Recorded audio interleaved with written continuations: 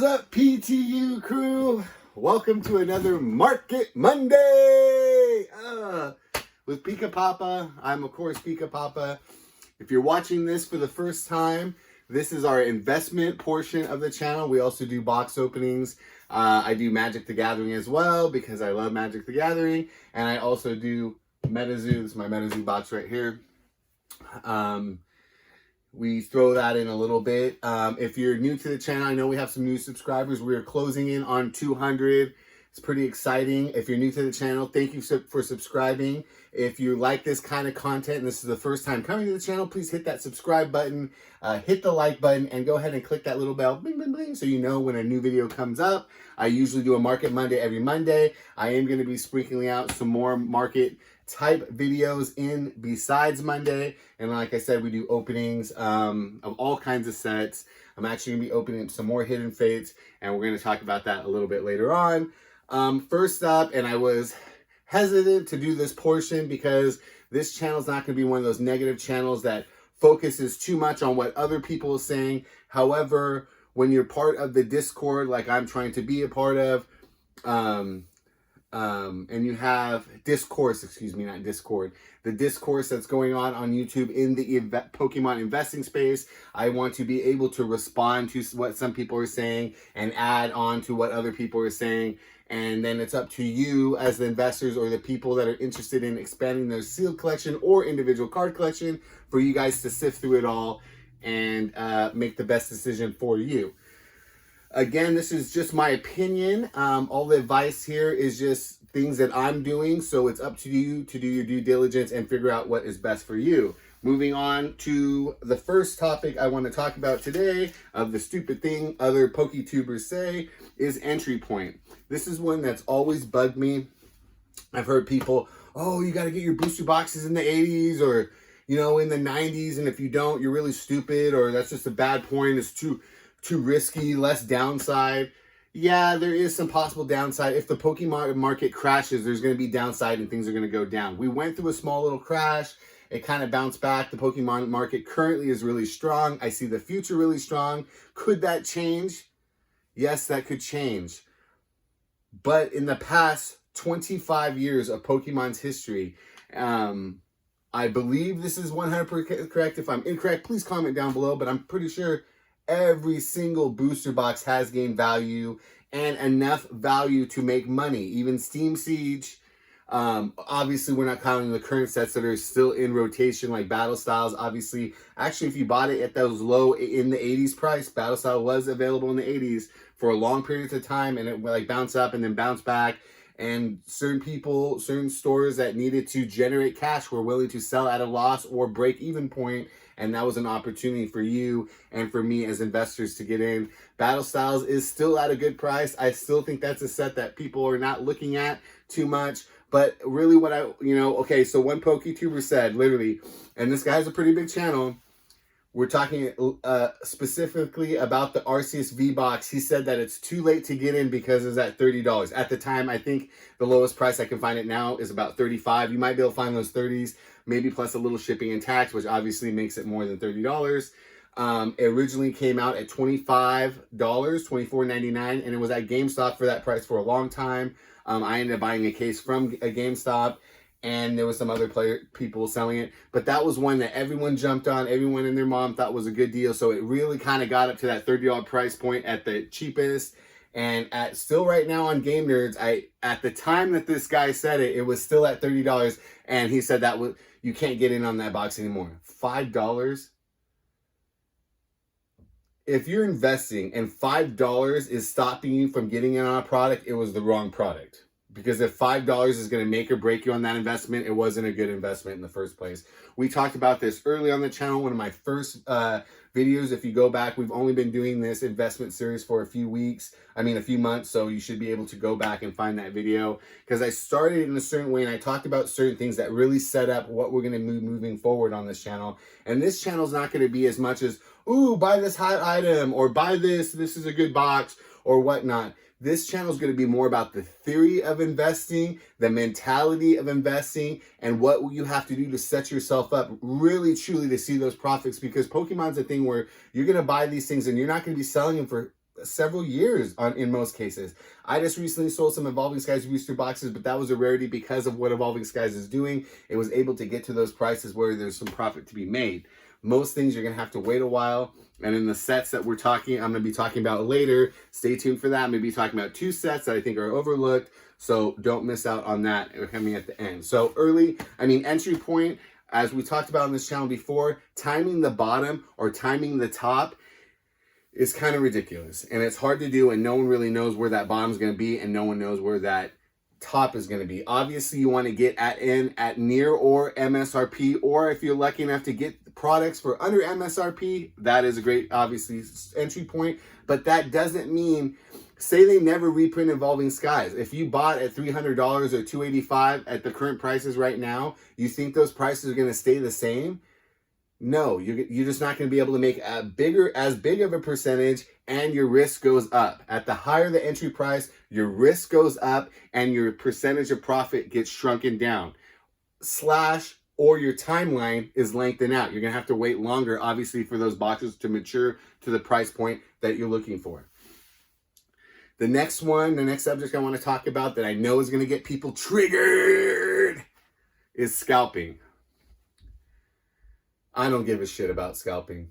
I could care less. I got into Pokemon during the hype when you could go to stores and there was hardly anything at the shelf. I would go around, and that was part of the fun for me when I first started. I love to go drive around and hunt down these things. And I know some people don't have not only the gas money, that was when the gas prices were a little cheaper, or the time to do that. And at times it was hard. I went out with a little less sleep and I was out hunting around for deals or to try to find the product at the stores.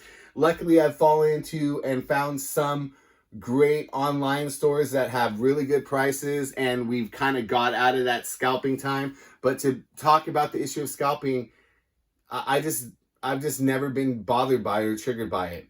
Everybody has the right to buy. If the store's policies, they can buy it, and they have the money and they can buy everything in there, then they can buy everything in there. I thought we lived in the United States. We live in a capitalist society. The store is trying to make money. Pokemon is trying to make money. They're trying to sell these things. I'm all for stores that have limits. That's their prerogative. That is their store. They can set limits on how many items they want to sell to customers. I don't like the low limits of like 2, 1 in some cases is ridiculous. 3, I think, is a low. 5 is reasonable. 5 of each item, I think, is more reasonable. Some say 5 items total. And some people, like, they make a sign and they don't understand English, and so they make it to where it reads like it's 5 items. Like, I've had that problem before, but I'm not going to get too into that. But anyways, I've never been triggered by scalping. I think it's ridiculous. Just the whole philosophy of it. Okay, the distributor gets it directly from Pokemon. They have an account with Pokemon. They get it directly from Pokemon. They stock the big box stores. They decide the price. Are they scalpers? No, they're in the business of Pokemon. So all of a sudden, because you don't have a direct contract with Pokemon, items offered on the free market are now, you only have to limit yourself to a certain, so other people can get them. And you can't go and sell them at a higher price because you'd be considered a scalper.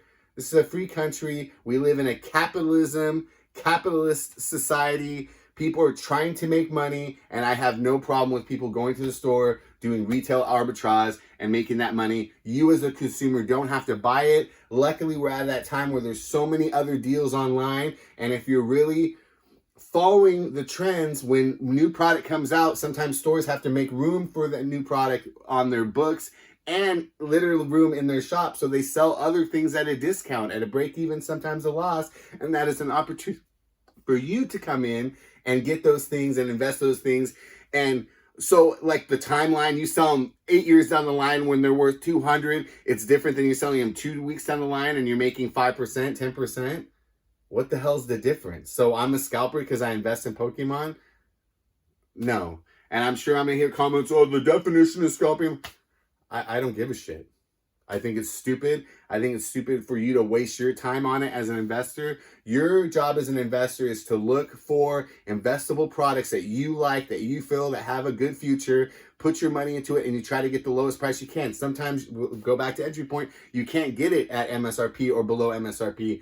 some of the booster boxes now, Silver Tempest and Lost Origin. If you decided, I'm going to invest now, I'm going to pay $115, $120 a box, and I'm going to invest now. Yeah, a reprint may come and you may get it at 95 or 100 or 105, which actually I don't think the new bottom's like 105, 110. Maybe you get it lower. Maybe you can catch in those 80s. Oh, I got my box. Everybody got their boxes in the 80s, supposedly. But I'm not sure if I believe that. But we're going to go into more things of misleading things that PokeTubers say. So I just in the end, I don't even think it matters. Mystery boxes. That's the other thing that people get. Oh, they're a scam. Mystery boxes are a scam. People love mystery boxes. They like that excitement of opening something. They don't really know what's in it. And I hate when people get all triggered. And there are like scamish ones. Don't buy them. Don't buy Rare Candy's mystery box for $200. I mean, we've seen it get opened. It's not that good of a value proposition. Don't buy it. Don't get triggered by it either, though. Because what the hell is a booster box? It's a mystery box. We don't know what's in it. You could have a 4-hit box. I mean, back in the day, now we got the trainer guy. It's a little different, but you could still have a really dud box, and that's coming directly from the a booster pack is a mystery pack. You don't know what you're going to get in it. That's what it is. Secondly, if we really think about it, why would anybody, if we go to the traditional mystery boxes that we're talking about, why would anybody put together a mystery box with really valuable items, really hot items that people want, and sell it at a discount to you? I opened a $200 mystery box and I only got $140 worth of value. Yeah, that's because the guy making it had to source all those items, put it all together, ship it to you, fees on eBay or whatever platform they're using. It costs money, time to put that together. They're going to do all that for free and give you a $300 mystery box. Yeah, that happens here and there. And sometimes they mix it up. Oh, chances 1 in 10, 1 in 25. Those are the good ones where you have at least an idea of what your chances are to pull out of that mystery item. Some don't do that. It's up to you to decide if it's worth it for you. And some people like to spend a little extra money because they're paying for that excitement. They're paying for that enjoyment. Just like when you go to the store and you open up a booster pack. Yeah, I just bought 5 sleeve boosters from GameStop, and I got 2 superior V-Stars. Obviously only worth a couple bucks, and I got replication. I knew what I was getting into. They're mystery packs. You could get a rare worth 10 cents, or you could get a alt art worth $200. That's the risk proposition of it. So to sit there, oh, mystery boxes are a scam. You're done. You're not really looking at it. Excuse me, back it up. You're not dumb. You're kind of dumb. But you're not looking at it in a very logical and reasonable way. You're not looking at actually what's there. Deceptive advice. The next thing I would like to talk about. I think some of these YouTubers often use deceptive advice. I had a YouTuber who I watch sometimes who gets me triggered because of some of the things he says, some of the takes he has. He recently did a Q&A and someone asked him if the new Pokemon promo, the Japanese first release Scarlet and Violet starters, was a good investment or a good card to have in their collection. And he was like hemming and hawing about it. Like, oh yeah, I guess if you really like it, I guess it's good, it's okay. Like, what? A few weeks later, less than 2 weeks later, he has a video. I forget what the video was about. And he was going over. He's like, oh, I got 100 of them. There should be a little picture here if I know how to do my in picture. If not, then I'm pointing up here for nothing. And you can laugh at me, but there should be a little picture of him showing his 100 copies of that. You have a question and answer period, and someone asks you a direct question. Wouldn't you think you would do that work into it? He supposedly changed it. Like, I really came around on this card, and now I have to buy 100 of them. Wouldn't you do that little research before you did your Q&A episode and answer that guy's question and say, yeah, I'm going to try to get as many copies as I reasonably can. I'm going to try to get 50, 60, 100 of them. I'm going to try to give away. He's giving away some on the channel, so it's okay, right? There's a lot of that going around, and you have to be careful on who you listen to, and you have to just weigh it against what other people are saying. Weigh it against what you believe, what you're seeing in the market, the trends that you're following. And if something doesn't really sound right It may not be right. Believe it or not, these are just guys at their houses who collect Pokemon. Like me, I'm not always right. I like to keep my advice reasonable and logical to where it's not about a right or wrong, but maybe give you an idea and push you in a direction, or give you a direction to look at. And then you decide where you want to go, right? I just want to talk about one other channel. This is not actually bad advice. I think this guy, I don't agree with everything he says. It's Sigley's Pokemart, S-E-L-I-G, Selig's Pokemart. I don't know, kind of weird. Maybe a name or something. He gives some really good advice, and I bring him up because he's the one that kind of pushed me in the direction. I already have some of the Radiant Eevee boxes. I think they're great boxes, and I think they're really going to be good in the future. But one of the overlooked sets, I'm going to be talking about two specialty sets here at the end, is Pokemon Go, and the second is going to be Hidden Fates. Pokemon Go, I think, is a slept-on set. It's great for investing because of what we talked about early. It's got great entry points. You can get the Radiant Eevee box right now for less than MSRP. I just bought a case of Dragonite, V-Star, the Pokeball boxes. I got them for less than $25 each. They're retailing for $50. I think that's a slept-on product. It comes with a stamped Dragonite promo you could only get in those boxes. And Dragonite's a great Pokemon. I think it's a popular Pokemon. I think that once people, there's going to be two things that happen. I think a lot of people, when they're looking back on Sun and Moon as we move into Scarlet and Violet, they're going to look at, oh, what sets can I get in on? What sets can I really invest in? And they're going to see the prices of Pokemon Go. They're going to see the card list, Mewtwo, Dragonite. We have the Radiant starters, and they're going to see potential there. And I also think a lot of these younger kids that were playing Pokemon Go a few years back, when they get older and they get to that 30 years old and they're getting into that disposable income, and they look back on Sword and Shield, they look back at the yellow border era, the cards that they opened up a lot when they were younger, they're going to see Pokemon Go, and they're going to see a set that they really want to get into. Specifically, I think that I like that. I like obviously, there's the Pokemon Center ETB, the ETB in general. Obviously, that's the booster box of the specialty set. But particularly the Radiant Eevee boxes that you can get with that awesome Radiant Eevee promo, and the Dragonite Pokeball that I just talked about. Also, the pin collection. The starter pin collection with those promo cards. Pin collections have always done pretty well for specialty sets, and those in particular, I actually, in the process, I'm looking at a couple options, but I can get a case at $12 per box. Not for the case, but $12 for each individual 3-pack with the pin and the promo cards for $12. I think they were retailing for, I want to say $15.99. It could have been $17.99, something in that area, but I'm going to get them for $12, and I think they have a great future. Lastly, I would like to talk about Hidden Fates. And when people are like, Hidden Fates? Like, it's been overprinted to the moon. The boxes are expensive. Specifically, the ETBs and the tins with the Gyarados, Charizard, and Raichu. Not Raichu, Raichu. The ETBs are going about $150 to $160 right now. They've been at that price for a long time. A lot of people argue that Hidden Fates is one of the best sets ever in Pokemon. It's definitely in that top, like 5, 6, 7, 8 sets. You know, this really just solid shinies in there. And I just think it's been level at that price for a long time. It's not going to stay there.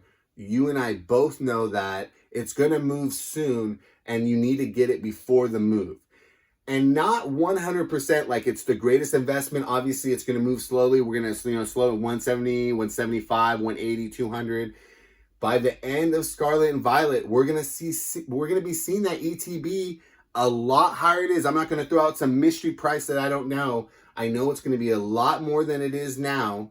And now is the time to get in, not just purely for investment. I mean, obviously, it's a little bit of a higher entry point, but even if you can make 15, 20, 30% on it, I think that's a great investment. Obviously, anybody that would be making that percentage would be happy. But I also like the idea of, and I mentioned this before, buy things that you want to open later at today's prices. So you could do both. You could buy a few of the ETBs/tins, sell a few of them to make the profit to help pay for the ones that you're planning on opening in the future. And, you may want to crack Hidden Fates a year or two from now. Are you going to want to pay $200 in ETB? That's the question you need to be asking yourself. Thank you for watching. I wanted to make this a little shorter video, but I think we talked a lot about a lot of great subjects. Remember to follow me and hit the subscribe button. Remember what Pika Papa always says, you got to catch them all. Bye.